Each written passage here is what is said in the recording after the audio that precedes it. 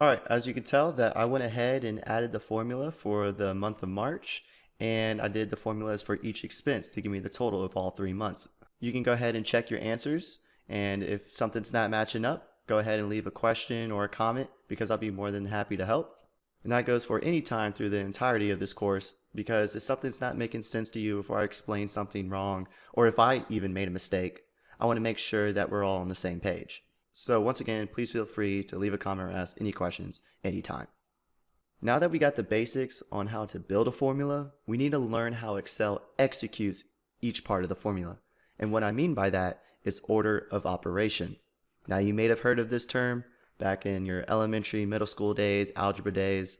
I know a lot of people don't like math, but hate to break it to you, Excel is all about math. Now, Excel does a really good job at doing the math for us, but we need to set up our formulas correctly so Excel will execute the formula in the way we want it to get us the correct values that we're looking for. Now I'm going to give you a little acronym that I learned. It might be different than what you learned, but what it is please excuse my dear Aunt Sally. Now this is the order that tells Excel which operation to calculate first.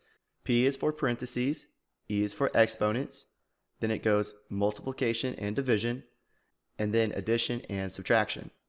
Now this is the order of operations that Excel will calculate first. What I mean by operator is that it's a symbol to perform a mathematical operation. So you got the multiplication sign, division sign, plus sign, minus sign, and so on. So just as a quick example, you don't have to follow me. I just want to show you a simple example of a formula that has a single operator and then multiple operators. In our formula, if I type in equals 5 plus 3, that has one single operator, the plus sign, and 5 plus 3 equals 8. Now if I go into our formula and adjust it and put 5 plus 3 times 2, now this formula has multiple operators. Now you would think it would go 5 plus 3 is 8 times 2, which would be 16.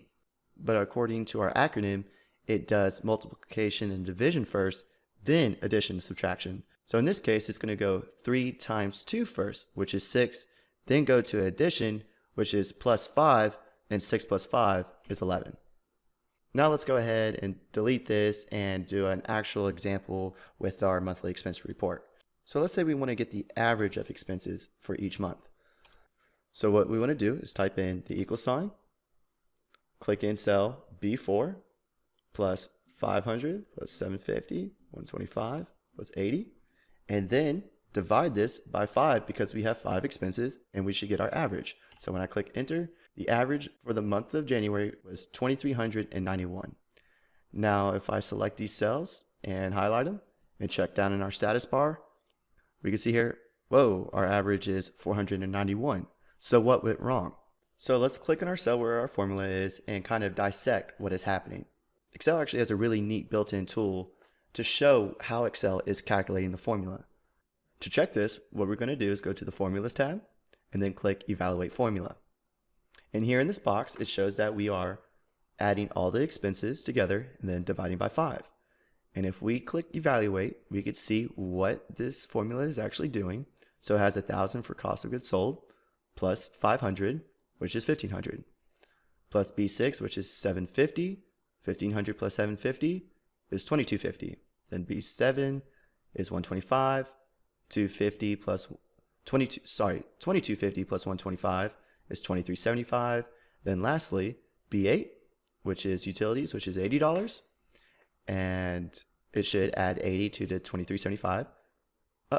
It actually did 80 divided by 5, which is 16. So it's taking 2375 plus 16, giving us 2391, which we know is incorrect. So we're going to go ahead and click close.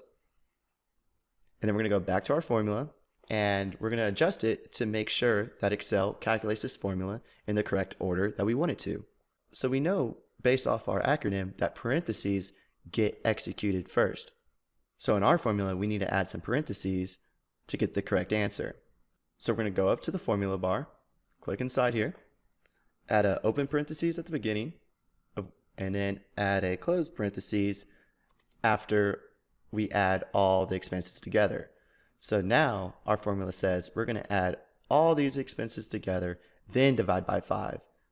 So if we click enter, Now we see our average at 491, which based off in our status bar is the correct answer. And if we click our formula again and go back up to evaluate formula and click evaluate, now we can see that it's adding all the expenses together for a total of 2455, which is our total here, and then divided by 5, which is 491.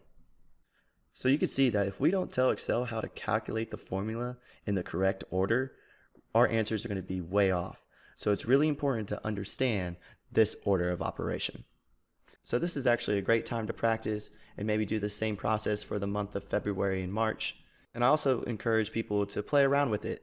Add parentheses, add some multiplication, division, addition, subtraction, and see how Excel handles the order of operation.